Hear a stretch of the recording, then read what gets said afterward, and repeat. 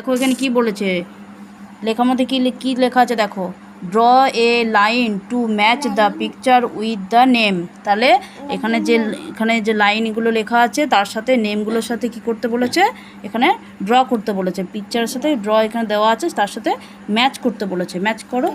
কোন এখানে দেখো প্রথমে কি লেখা আছে, এখানে FATHER father, SISTER sister, father মানে বাবা, সিস্টার মানে কি দাদা, সিস্টার মানে দাদা নয়, সিস্টার মানে বোন।